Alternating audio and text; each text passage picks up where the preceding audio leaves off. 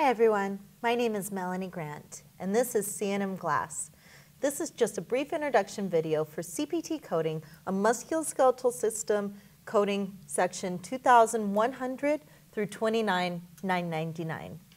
We're going to be using our 2019 edition published by the AMA of the CPT Professional Codebook. And along with this codebook, I'm going to be referencing the textbook from McGraw-Hill 2019 edition of Let's Code It as part of our lecture today. Our key points, we're going to touch briefly on anatomy and talking about the layers of connective tissue versus skin to identify when we should be in the musculoskeletal section. We'll go over some of the in-section guidelines and identifying where they're at, some information about grafts and implants, how we code head to toe in this section, some information on fractures and casting, and a little bit on spine.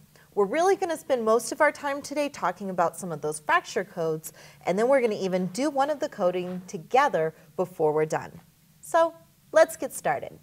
The first thing I wanted to point out to you is that when you're in the musculoskeletal section, one of the things that you're going to find is that there will be times where a device that's done externally needs to be coded in addition to the procedure in order to apply the device. This may happen with external fixations that are done to a fracture treatment or a cast itself if it's done outside of a global period, strapping, splints, and various other types of devices to help patients in their healing process. So it's important during this chapter to remember that there will be times that you'll need to look at that HCPCS book and make sure that you code for those devices when they're done externally. The CPT code book is where you'll find all of your procedures and other things you should keep in mind. Pay attention to global periods or talking about various time periods where the patient's coming back after an initial treatment, because there will be additional procedures we may do, but there's special modifiers that may apply. When we talk about fractures, we'll talk about the differences between open and closed treatment and with and without manipulation, as well as manipulation as a code by itself. And when we talk about spinal codes, we're going to talk about the approach for anterior and posterior approaches versus anterior and posterior locations of the spine. Also, I've listed a variety of some of the modifiers you'll find very commonly. Of course, you'll want to add to this list, and let me add it now, is your 51 and 59 should always be considered with all procedural codes. Left, right, and bilateral procedures as they apply in the musculoskeletal system is very important, especially when you're looking at a procedure which has two appendages where it may be the left or the right or both. And if you don't list these, this is often going to result in a denial. Same thing with fingers and toes. Some of the other modifiers you'll see related to your global period, such as 78, 62, 76, 77 for repeat procedures. Pay attention to those. I've mentioned 78 twice. And then if you're coding for the assistant surgeon and it documents that you are coding for an assistant surgeon, you have a couple of modifiers to identify that person. Keep in mind when you're reading through a procedure note, your procedure is done by the provider themselves that is writing the note unless you're told to code the assistant surgeon's participation. And so most of the time, you're only going to list those assistant surgeon or co-surgeons or team of surgeons when it in fact indicates that you're coding for those people. Otherwise, you should presume anytime you're looking at the op note that your op note is for the doctor that performed the surgery, not for the assistant, not for a co-surgeon, not for the anesthesiologist, or anybody else that may have seen the patient. All right, so let's go ahead and get started. We'll be looking in our textbook at section for musculoskeletal 25.6, which spans in chapter 25, starting on page 739 and going through 747. In our code book, we're going to be looking at the musculoskeletal section, which starts on page 109. And one of the first things I want to point out here is that there's a lot of really great diagrams in your code book, starting on 109, 110, and then continuing on 112, 13, 14, and 15 for various different images of bones, hands and feet, skeleton, vertebrae, and muscles. And you'll notice that all of this is in here broken into the different sections of the musculoskeletal in where it applies. So it's very important to pay attention to the different parts of the bones as well as the different type of bone. Be very familiar with these as you're coding, because oftentimes the difference in the correct code is the difference in what particular bone that you're looking at. It can be very easy in the CPT book to get lost if you're coding for the incorrect bone, but everything else about the procedure is correct. Now you'll notice that your headings, you have your general services, which include incisions, wound explorations, meaning that we're going into the musculoskeletal or connective tissues, excisions, introductions and removals, and replantations, grafts, and other procedures. And then you'll notice that most of the musculoskeletal is going to code from head to toe. Some new things you'll notice in here is terms for manipulations. Under the head, you'll see head prosthesis. And then you'll also see codes for fractures and dislocations. Everything else is going to be pretty similar to what you've been coding elsewhere. You have excisions, introductions or removals of, repairs, revisions, and reconstructions, other procedures, and there's actually two different other procedure headings. I don't know why they listed that twice. You go from head to neck to back and flank. That's your sides. Your spine or vertebral column, which is separate from the back itself, so you want to keep that in mind. And you do have a couple of specific procedures here for osteotomy. You'll also notice that there's some stars next to some of your terms, and you'll want to pay attention to those. Arthrodesis is also found under the spine. You have some percutaneous procedures as well, and we'll talk about those in a moment. Then we get into the abdomen, the shoulder, the humerus. So we're still going from head to toe. Forearm and wrist, hand and fingers, pelvis and hip joints, the femur, the leg including the tibia and fibia, foot and toes, and then last but not least, we have applications of casting and strappings. That's where you're going to have a CPT procedure and a HCPCS for the cast or strap that's being applied. And then you have, last but not least, arthroscopies and endoscopies at the end of the chapter. So most of this is pretty straightforward. Some of the new areas you want to pay attention to and some of the guidelines you want to pay attention to are going to be in the very front. So I'm on page 116 of my code book. In the musculoskeletal system, I have a lot of definitions, and I love this because it helps us to identify what is the proper procedure code for certain procedures that we're looking at. As you get into coding, you'll notice that a lot of times the term for the procedure itself may not always be what's documented in the note. And likewise, there may not always be a term. The provider may just talk about why they're seeing the patient and start doing the procedure. In either case, despite how it's documented, it's our job to interpret their information. And so we have some definitions for closed versus open treatment. Now, on your closed treatment, it says here, it specifically means that the fracture site is not surgically opened, exposed to the external environment, or directly visualized. The terminology is used to describe procedures that treat fractures by three methods, either without manipulation, with manipulation, or with or without traction. So you'll see that in the documentation. Now the difference here is that you have an open treatment where it's used for a fractured bone that is either surgically open, so the provider has opened the skin, they've made an incision and cut the skin open to expose the external environment, and the fracture or bone ends are visualized, and internal fixation may be used. Or the fractured bone is opened remote from the fracture site in order to insert an intramedullary nail across the fracture site. The fracture site may or may not be opened and visualized. So in this instance, there are going to be cases where you have a closed fracture. The patient with their arm is broken. It's broken pretty bad on the inside. And they did not open, it did not break through the layers of the skin, but the provider had to make an incision somewhere, not looking at the bone ends, in order to put a nail or a screw to fix that fracture. And so that is going to be considered an open treatment because they opened the patient. even though the fracture itself is closed. This is very important when you're looking at those definitions to be familiar with, because otherwise you can end up having the wrong code and it can be very confusing. You also have documentation for percutaneous skeletal fixation, which gives you information about fracture treatments, which is neither open nor closed.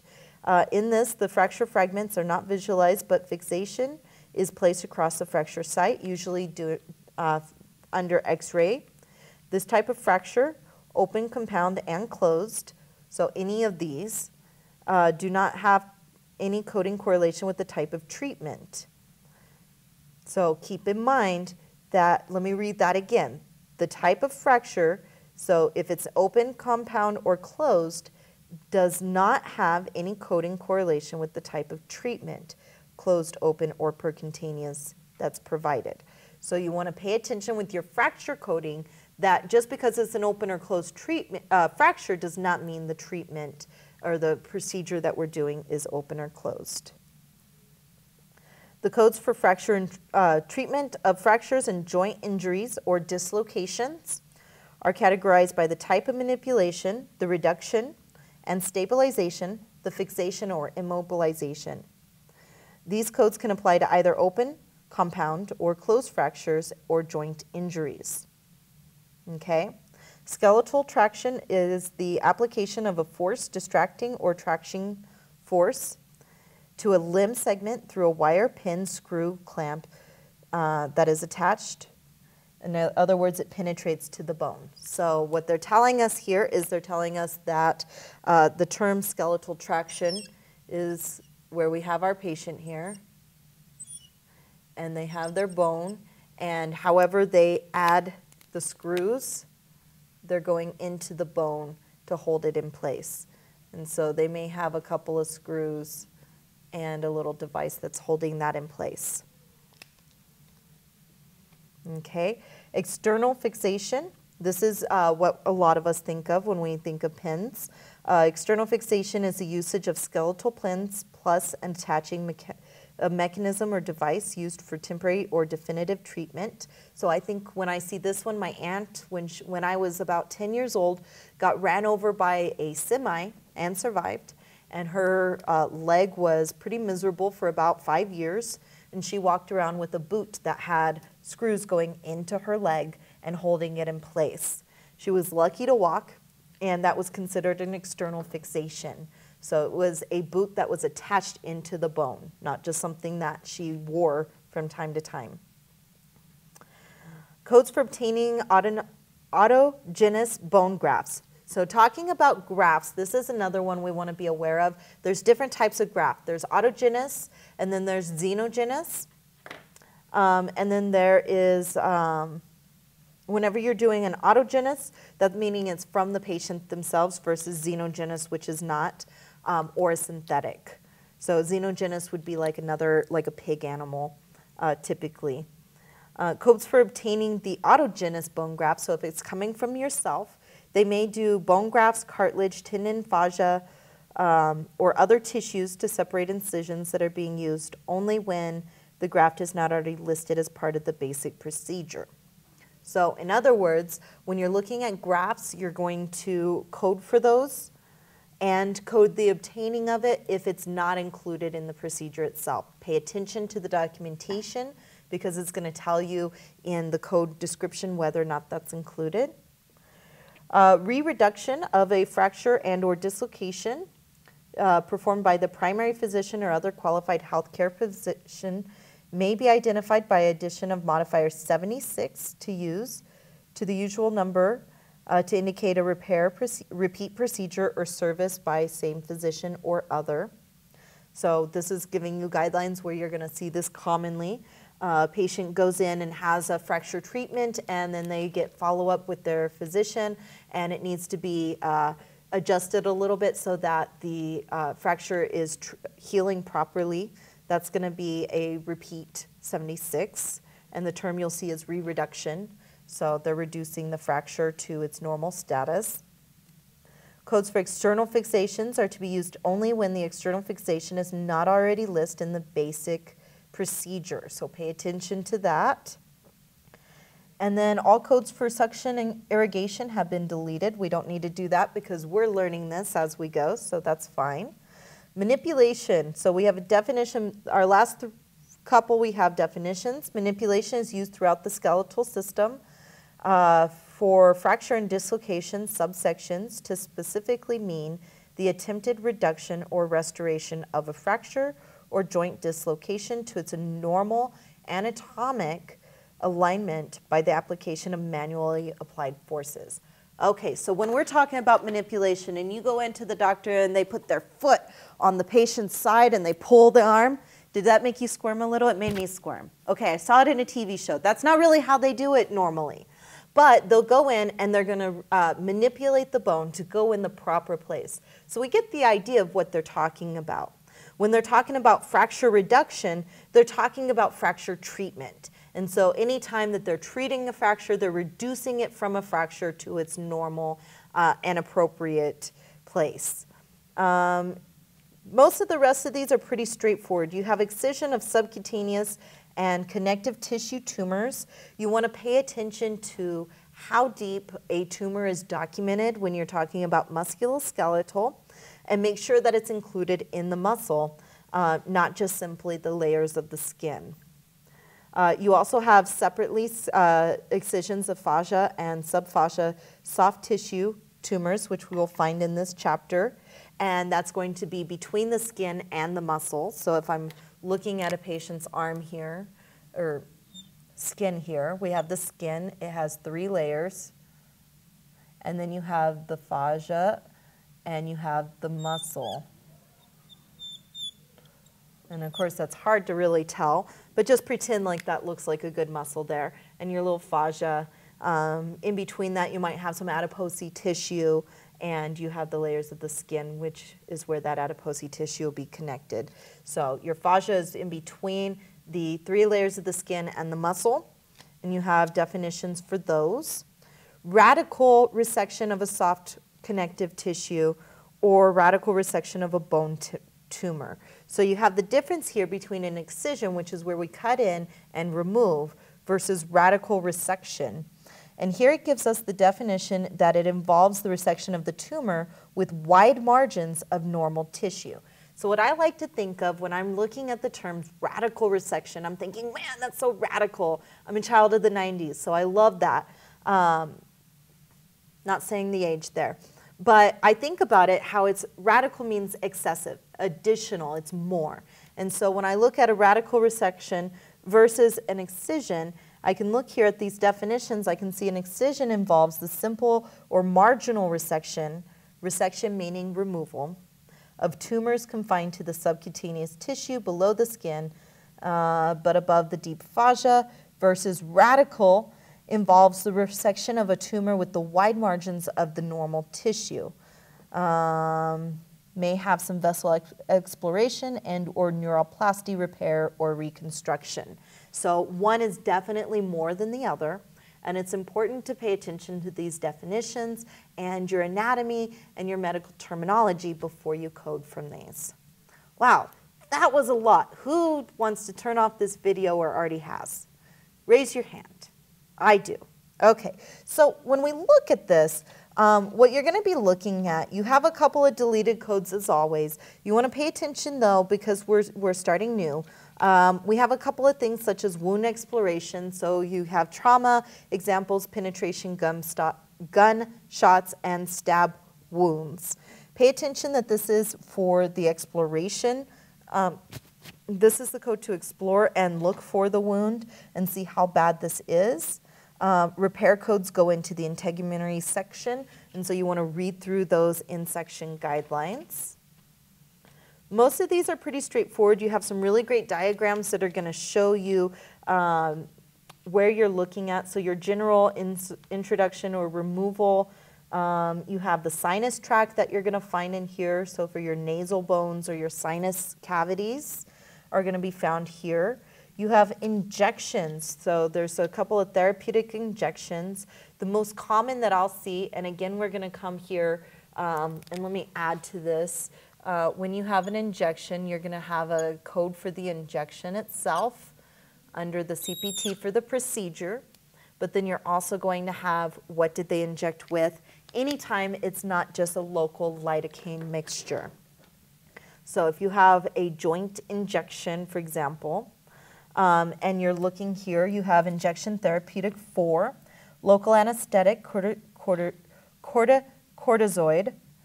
for carpal tunnel, so that's going to be a wrist injection. You have palmar fascial cord, okay, so that's going to be into the foot. You have tendon injections, or ligament, which is going to go into the injection, so they gave us an example of plantar fasciitis. Then you have single tendons, and you have single or multiple trigger points, so pay attention to that. How did the doctor document? When you get to some of these, pay attention to the fact that you have injection, single tendon, injection, single tendon, but there's not an injection for multiple, which means that you're going to multiply that times the number of injections that the patient has. When you get to trigger points, though, you have single or multiple trigger points for 1 or 2 muscles versus single or multiple 3 or more muscles. I don't see how it would be single or multiple if it's 3 or more. That would just simply be multiple. So that's a typo by the code book. But you have the difference between 1 or 2 versus 3 or more. So when you're looking at injections, make sure you're counting based off of the type of injection. Is it into a tendon? And if so, we're counting each one. But if it's a trigger point, then we're going to say, is it 1 or 2 or is it just 3? And you're only going to have 1 unit for however many that is. So that spans over the next couple of pages. You have a couple of great pictures for some osteologies with some of the external devices that you can see on pages 120 and 121 of your code book. And then we get to our grafts and implantations. And again, these are pretty straightforward. Most of these, it's going to be a matter of getting into the coding itself. But the area that you'll find in the musculoskeletal that's most complicated is going to be your anatomy and identifying some of the definitions we just went over. Okay. So that takes us then to our fracture treatment and some of our casting and how to apply for that. So before I get there, I wanted to go over into our textbook here for our musculoskeletal system. And we've already talked a little bit about what is open versus closed treatment. When you're looking at your fracture treatment itself, it's going to be pretty straightforward as to the location. So keep in mind it's head to toe. You're going to get into your fracture treatment, and I'm going to skip over to one of these here, which is going to be found under the head. And I have on page 127, fracture and or dislocation. And I can look through these and see. Now there's a couple of notes here, like operative repair of skull, closed treatment of skull fractures. There's different sections to go to. But here I can see closed treatment of a nasal bone fracture without manipulation, closed treatment of a nasal bone fracture without stabilization versus with stabilization, uncomplicated versus complicated, and it gives us information as to what's complicated, internal and or external skeletal fixations. So you're going to be complicated when you have additional fixations, which is your pins and needles going into the bone, but if it's just simply a treatment where they're placing the bone or they just cast the bone, that's going to all be included as one code. You should not have separate codes for casting. There is a notation here about surgical casting, so if you have a code for the subsection application of cast and strapping, this would be when there's nothing else performed. The physician does absolutely nothing but gives the patient a cast or a strapping. There's no manipulation or treatment of the bone. Most often, though, that's only going to be done if the patient is being followed up by a nurse or several months after, where the casting would be appropriate, or if they're getting a change outside of the global period, but they still need that cast on. So keep in mind that the procedure for a fracture itself includes pretty much everything that they're doing. It's just a matter of saying what kind of procedure was it. Okay. Now, the other area you're going to find some complications is going to be in your spine codes. And we're going to come back and look at some of these and code together here in a moment. But when we look at our spine codes, one of the things that we want to pay attention to is the technique. When I mentioned about the approach and the location of the procedure itself.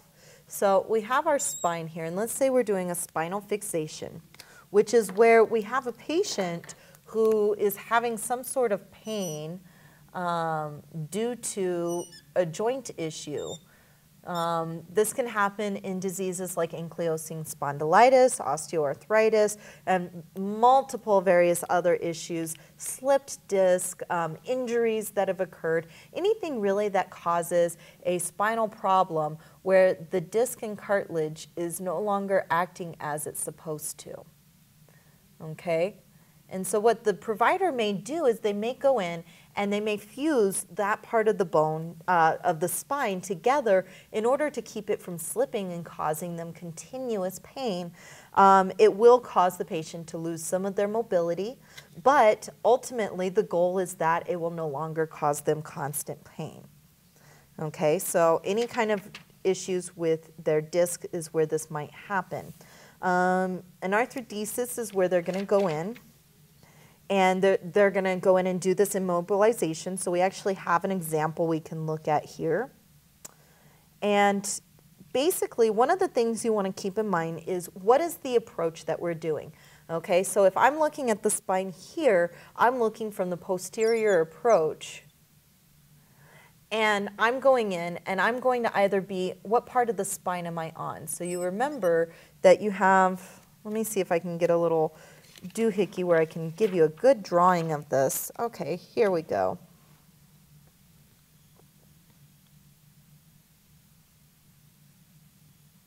Okay, so you have two different views of the spine, and my drawings are less than kind.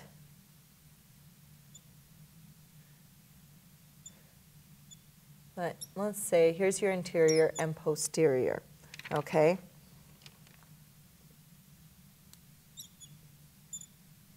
That's a little better.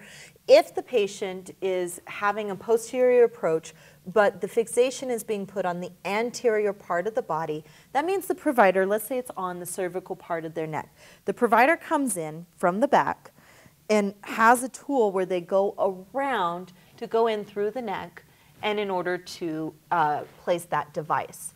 If, however, they come in from an anterior approach and they're doing it to the posterior part of the spine, you want to pay attention that they're coming in through the neck to do treatment to the back of the spine. This may be done because of the way the fixation device has to sit and has to attach, that it's better to come in from that approach, even though they're coming in from a different angle for the treatment. There's various reasons where the patient may need to be supine versus prone in order to treat them. Pay attention to that. And pay attention to what part of the spine is getting a device or fixation when you're looking at some of these procedures. So we have here a scenario for Karen Phillips, a 51-year-old female who's diagnosed with degenerative disc disease 3 months ago. She is admitted today for Dr. Sheffer to perform a posterior arthrodesis of the L5 through S1. Okay, so I have L5 through S1. And you want to say how many is that? Okay. Probably not that far down.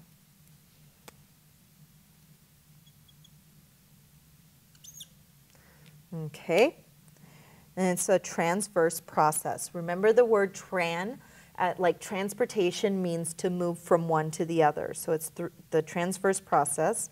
Utilizes a morselized autogenous iliac bone graft harvested through a separate fascial incision. Okay, so now we have a bone that we took here. So we want to reference that bone graft. She tolerates the procedure well and returns to the hospital after 2 hours in recovery. Okay, so the first thing we're going to talk about is we're going to talk about this arthrodesis.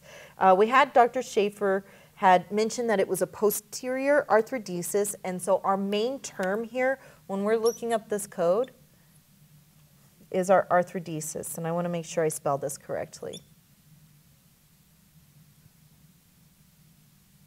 Okay, and then we're going to say how many levels of the vertebrae did we do? So we went from L5 to L1, so that's 1. Okay, so I'm going to look for arthrodesis in my alphabetical, and I'm going to keep in mind it's the lumbar to the sacral, L1, L5 to S1, where they put in that device. You're not going to believe me, but I opened up to that page. So I'm on page 886 and 887, and I'm looking for the term arthrodesis.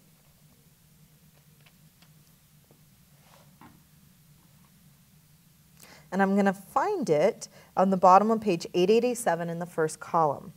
And then I'm going to say arthrodesis of what? And you can notice that the arthrodesis is not just subjected to the spine. I'm going to keep going. I'll notice that the spine is not listed as a term, and neither is the lumbar. So I want to pay attention to other terminology, such as vertebrae, which is how you're going to find that here. Okay? Now here, you're going to go in, because it is for the, from the lumbar, you're going to start there, and you're going to find posterior. And remember that it mentioned transverse. And so you have a series of codes. You have transverse, vertebrae, lumbar. You have posterior as well as transverse. So I'm going to go with transverse, but I'm going to keep in mind that there were separate code for posterior, and I'm going to look at that as well. But if actually, no, I'm going to read it closely. You have posterior inner body 22630, which I could look up, but transverse technique includes the full description, posterior, lateral, and or lateral transverse technique. So I didn't read that full thing. I read the line by itself. I need to pay attention to that and make sure that if there's a row above it without codes, that's part of my description. So we're all human. We can do that. I'm going to write down all of the codes that are listed.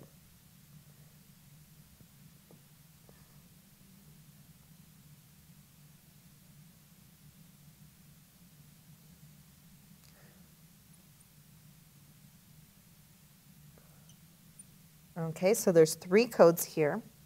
Single codes with commas, not ranges. And so that's where I'm going to start, is on my 22.6 section. So I can see these are all 22.6, 1, 2, 3, 3, and 3, 4. And I want to look at the section of the musculoskeletal that falls under. I like to look at the table of contents and just kind of see what are those different sections, what are those headings. And so I'm going to go in the beginning of the chapter for musculoskeletal, and I'm going to look for that 22.6, and I'm going to find it under spine, which ranges from 22.010 through 22.899. So all of these fall under the spine, the vertebral column. I can see that in the table of contents on page 111 of my code book. And I'm going to look at the difference between the 22.612 versus 22.633s and 34.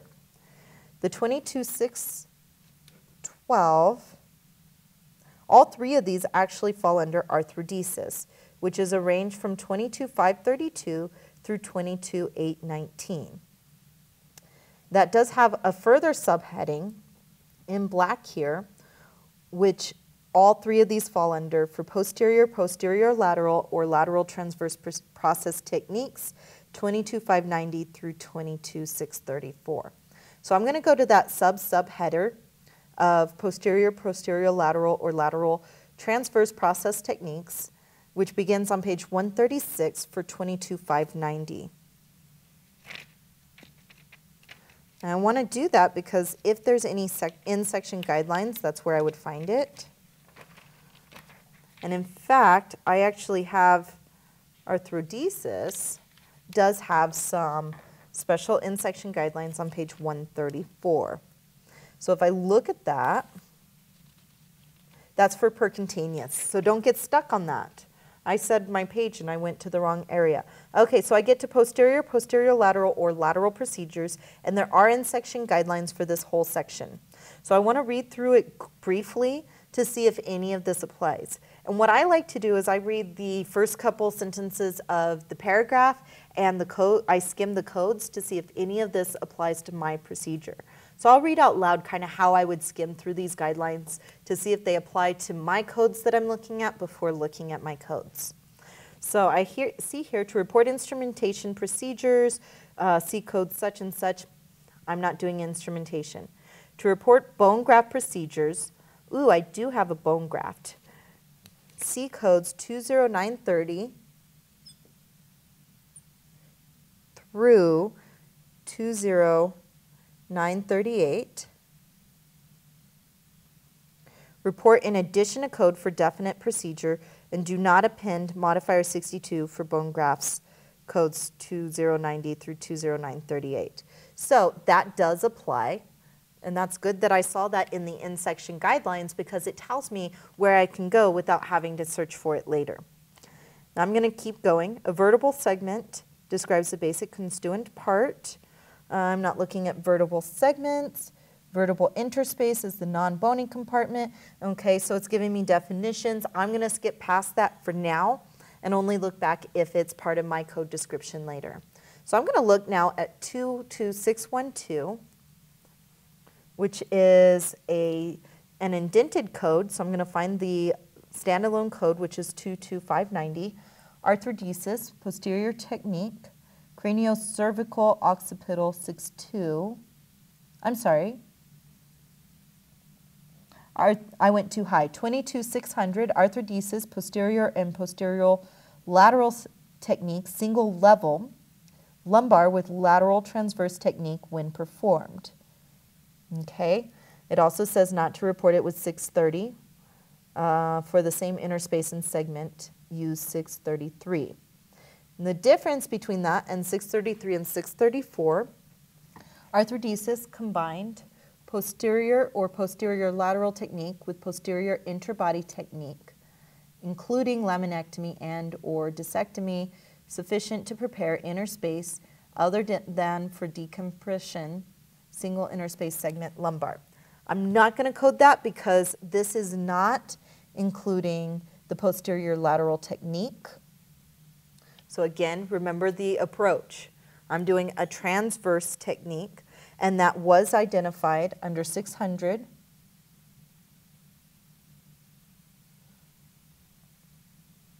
With transverse technique when performed. So 612. 22612. So between those two, and then I'll notice 22634 is an add-on, and I do not have an add-on. So my code for the arthrodesis is 22612, and I can reread this now to see what does it include. I have the arthrodesis posterior, yes, or posterior lateral technique, single level, lumbar with transverse technique. And so I can go back to my documentation and say, does that include everything? Okay, we had a posterior arthrodesis, yes. The L5 to S1, yes, because we coded from the lumbar. Transverse process, yes. Utilizing a morselized autogenous iliac bone graft harvested through a separate fascial incision. That is not included, so now I need to go to these bone graft codes that I already picked up because I read my in-section guidelines. And so I'm going to go to that now and find my second code.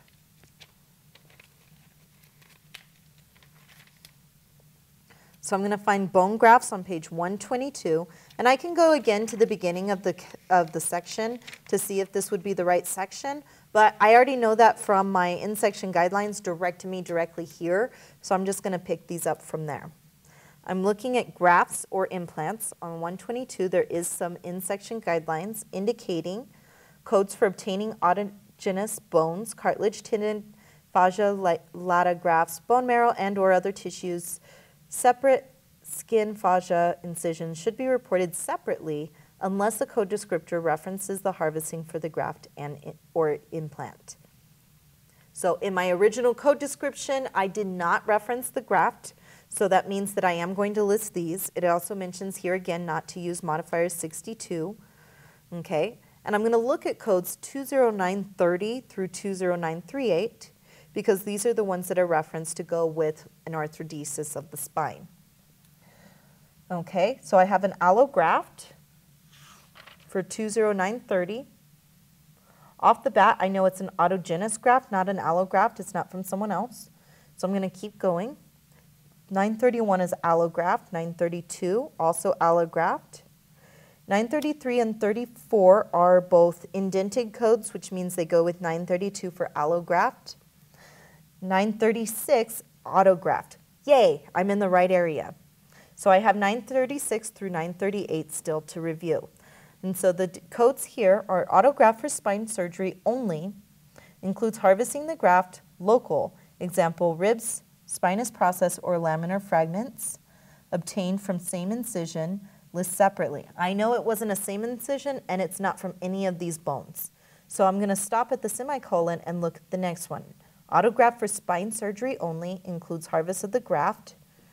937, morselized through separate skin or fascia incision, list separately in addition a code for primary procedure.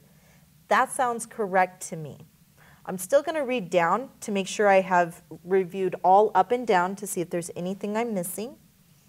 And I can see 20938, autograft for spine surgery only, harvesting graft, structural, bicordal, or tricordal. And I'm going to stop there because I know none of those terms are documented. What was documented, though, is that it was morselized and that it was through a separate fascial incision. So I'm going to pick for my graft code for 20937. And there's not going to be a modifier on that. Okay?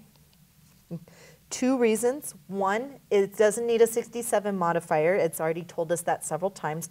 2, it's an add-on code, which means our primary service should be listed first for 22612 with 20937 listed as secondary. Because it's an add-on code, 51 and 59 would not apply.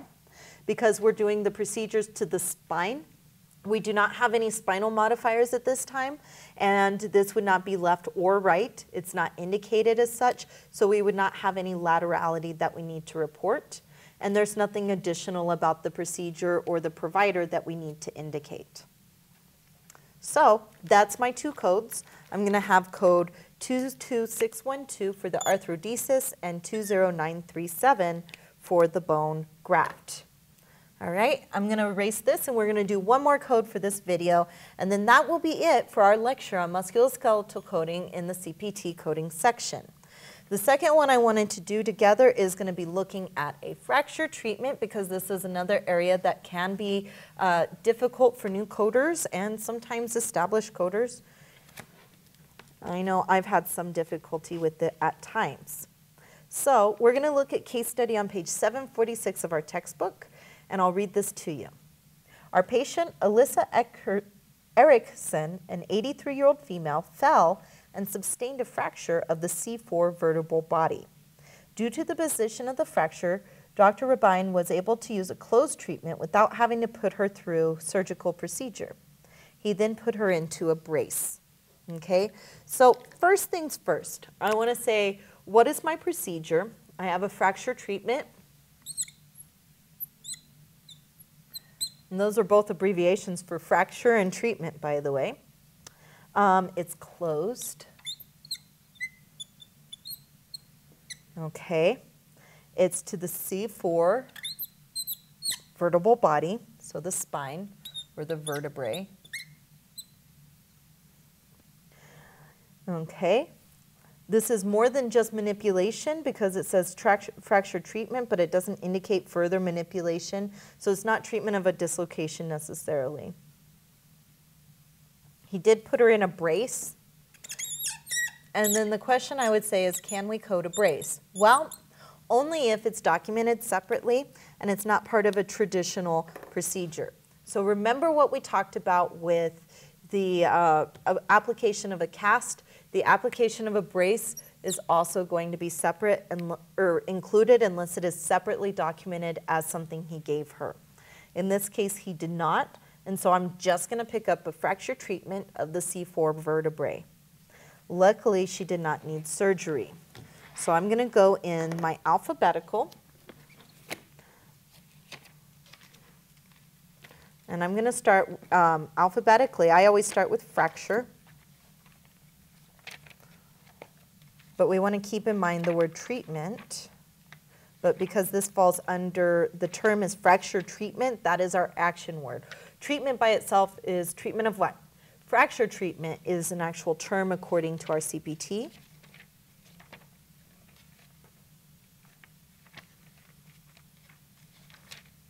And so I'm going to find fracture starting on 951.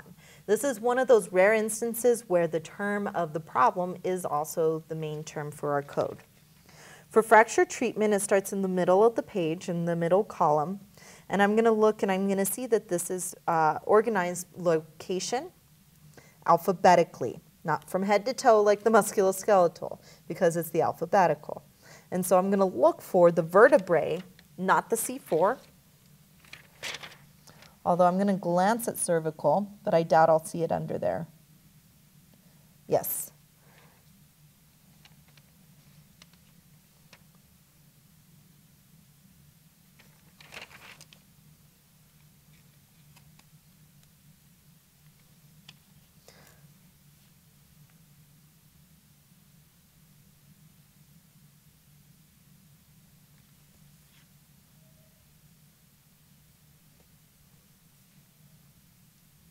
And it's very easy to get mixed up in here, so pay attention to where you're at. Because a lot of times, if you don't align something, you can get into a breakdown of a specific area. So that's very easy in the CPT book. I like to take a piece of paper sometimes. I'm going to find on page 953 the vertebrae. And then it's going to break down vertebrae, cervical. And I have options of open treatment, and under closed treatment it says with manipulation, casting, and or bracing versus without manipulation. So because the code with the bracing is included, I'm going to look that up, but it didn't say manipulation, so I'm going to look at both of those.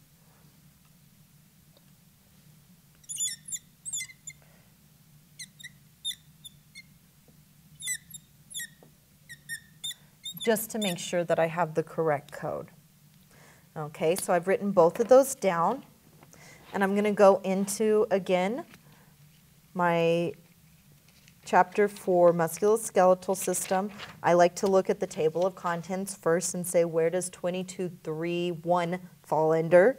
It's pretty small area. It should fall under fracture treatment of the spine or the vertebrae. So in my table of contents for code procedures to the spine vertebral column 22010 through 22899, I'm in the right area. I go down 22.3.1. It's going to fall in the range for fracture and or dislocations from 22.3.10 through 22.3.28. So that's definitely the right area, and it starts on page 132.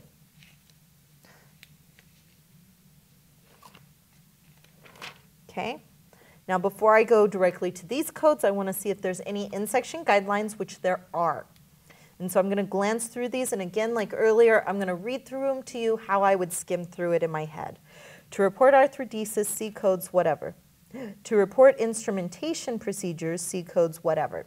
I say whatever as in, okay, that's not important to me, keep going, it's not part of this procedure. To report bone graft procedures, C codes, whatever. For following codes when two surgeons work together, so on and so forth. Okay, so none of that applies to my code. Notice how I kind of skimmed through that really quickly. I can do it longer if I need to. It's all about how you need to be able to review it in order to obtain the information and either determine if you need it or to dismiss it as part of your in-section guidelines for your surgeons, your procedures that you're coding today. And then the last thing is about deleted codes, which I'm not worried about right now. So I'm going to look at the difference, 22310 versus 22315. They're both standalone codes, so I'm going to read the full description. 22310 is closed treatment of the vertebral body fracture without manipulation, requiring and including casting or bracing. So remember how we took both because 315 indicated bracing, but it looks like 310 also does. I'm still going to read down and see what 22315 says in case it has a better description, but I'm pretty much feeling like 22310 is my code. 22315 says closed treatment of vertebral fracture and or dislocation requiring casting and bracing with and including casting or bracing by manipulation or traction. At that point I say no, it did not say anything like that. I cannot code this code because it wasn't indicated. And so I'm going to go back to my original code of 22310, and that's going to be correct. So just like that, fractures can be very easy to code. They can be a little bit difficult to code. There's a lot of stuff listed in the musculoskeletal. As you can see, key points, really pay attention to your anatomy. Pay attention to the add-on information that's listed, and if something doesn't match up right, go back to your table of contents and see if there's a better section or subheading that you might be looking under to get a better code. Other than that, that's all we have for today. Until next time, have a great day.